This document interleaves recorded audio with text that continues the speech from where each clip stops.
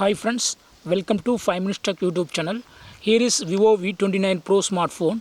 In this video, you will learn how to increase or decrease ringtone volume and other volumes in your phone Vivo V29 Pro. First of all, go to the settings of your phone. Go to settings here, then go to sounds and vibration, and here you will see ringtone volume and other volumes. To adjust ringtone volume, you have to use this bar. Okay, if you move this bar to the right side, volume will be increased. If you move this bar to the left side, volume will be decreased. Okay, then media volume. To adjust the media volume, you can move right or left. Okay, if you move to the right side, volume will be increased. If you move to the left side, volume will be decreased.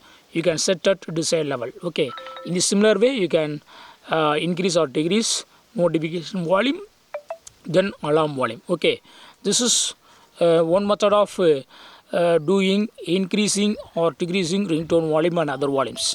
Alternatively, you can go to volume button. Okay, you can press either volume up button or volume down button. Okay, either press any button, and here we will see media volume.